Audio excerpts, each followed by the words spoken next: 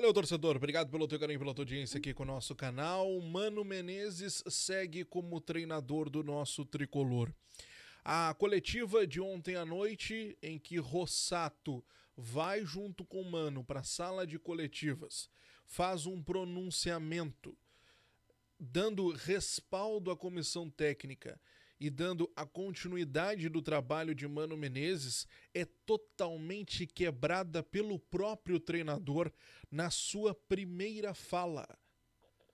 Rossato faz um pronunciamento onde ele dá respaldo para o trabalho do Mano, onde ele coloca que acredita no trabalho do Mano, e na sua primeira fala, na sua primeira resposta, o próprio treinador coloca a sua opinião. E ali fica muito claro que Mano não está tão confiante assim na sua permanência. Preciso falar para o torcedor é que, mesmo com a confiança da direção, tudo tem limite para mim como treinador, porque eu tenho que entender que, mesmo que o torcedor tenha um carinho comigo, que tenha o respeito, da mesma forma eu tenho respeito com ele, as coisas não podem continuar assim como estão, senão nós teremos um final muito melancólico, muito triste, que não é a nossa intenção. Tá? Achei que quando chegamos conseguimos dar uma direção para aquilo que precisávamos fazer, para fazer a recuperação, iniciamos essa recuperação e depois da parada o time estagnou na sua maneira de jogar. Muito bem, como vocês viram, Mano Menezes, ele, embora o Rossato, ele tenha feito o seu pronunciamento e colocado que o Mano segue no cargo, o próprio Mano, ele não está tão confiante assim na sua permanência, e não por conta da direção, mas por uma autocrítica do próprio Mano Menezes, né? O Mano, ele vai para a coletiva e ele fala justamente o que o torcedor queria ouvir. Porque o Mano se sente na pressão e se sente na obrigação. O Rossato, ele foi para fazer um pronunciamento e, pela visão que nós tivemos, eu pelo menos tive esta ideia, parece que o Mano colocou o cargo à disposição após a partida. As imagens que circulam aí nas redes sociais, dos colegas que estavam lá nos bastidores da arena, do Mano saindo do gramado, passando pelo túnel, indo em direção ao vestiário, caminhando lentamente, cabisbaixo, abatido, enquanto o torcedor vaiava e criticava, com toda razão, diga-se de passagem, é uma cena que com certeza ela entra para a história.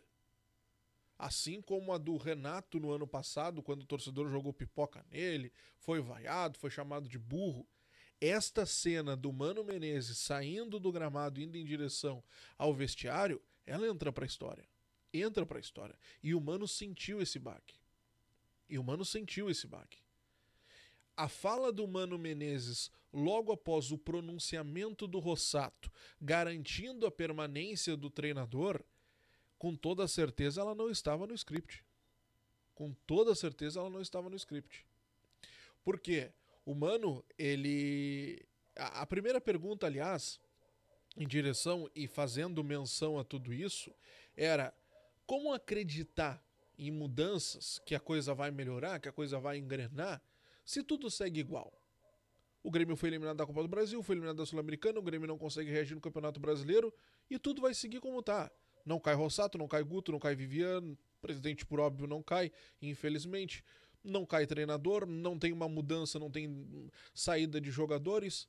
Como que a coisa vai mudar? O que vai chacoalhar esse elenco?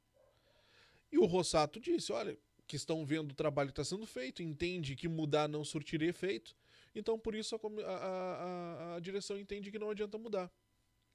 Quando ele foi questionado sobre o Guerra, onde é que estava o presidente Alberto Guerra, o presidente ele tinha uma reunião, ou melhor, ele tem uma reunião agora pela manhã lá na CBF, ele deixou a partida ali no segundo tempo, em meio ao segundo tempo, e embarcou para o Rio de Janeiro, e a desculpa que o Rossato deu, e aí é uma desculpa esfarrapadíssima, tá? Esfarrapadíssima. É porque, embora tenha voo pela manhã em Porto Alegre, às vezes tem cerração e tudo mais, e ele poderia perder a reunião. Tenha franca paciência. Vamos lá. O que essas merdas de reuniões na CBF adiantam? Isso não adianta porcaria nenhuma.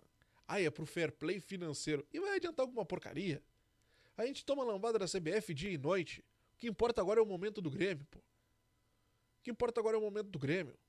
Rossato ontem foi pra coletiva pra dizer que o Grêmio tava num momento melhor com o Mano Menezes, desde que o Mano chegou, o Grêmio melhorou. O que o Grêmio melhorou? O Grêmio saiu da zona de rebaixamento. Quando o Mano chegou, o Grêmio tava na zona de rebaixamento porque tinha tomado uma sapecada do Mirassol.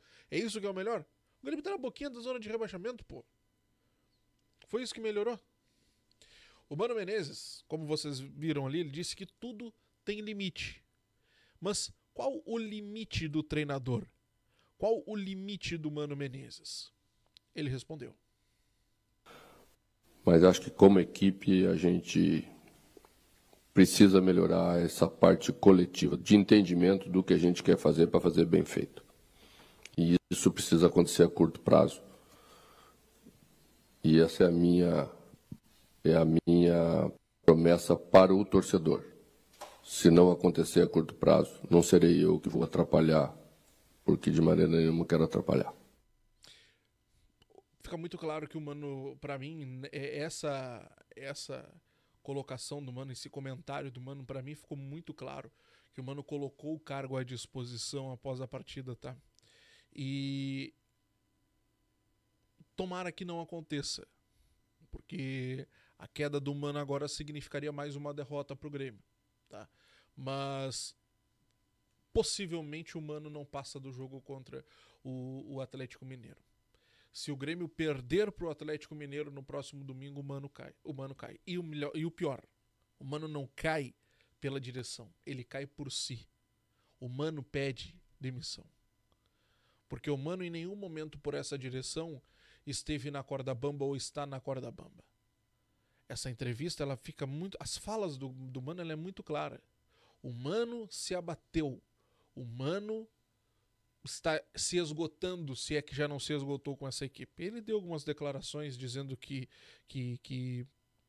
sabe que o time pode dar mais e esse é o limite dele também, que a equipe, que ele só vai seguir porque ele sabe que a equipe que tem jogadores que podem render mais e que não sabe o porquê que isso está acontecendo. É um Mano muito perdido. É um Mano perdido. O Mano ontem durante o jogo ele deixou muito claro que está perdido.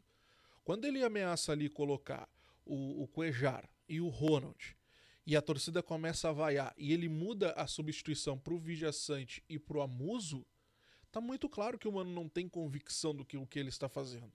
Se ele tivesse uma convicção de que o Cuejar e o Ronald poderiam mudar a partida, que poderiam dar sustentação pro Grêmio avançar, por exemplo, para liberar os jogadores da frente porque estavam preocupados com os contra-ataques do Sport, se o Mano tivesse essa convicção, ele andaria para a torcida e colocaria porque ele tinha convicção de que aquilo ali nos treinamentos estava dando certo. Mas não, o Mano foi conforme a maré. É um Mano que está perdido. E aqui ele dá o prazo para o seu trabalho. A direção, mais uma vez, se esconde e se omite de tomar uma decisão. Mas o Mano, ele foi muito sincero com o torcedor. O Mano, ele deixou muito claro. Ele não vai seguir por muito tempo nesta situação.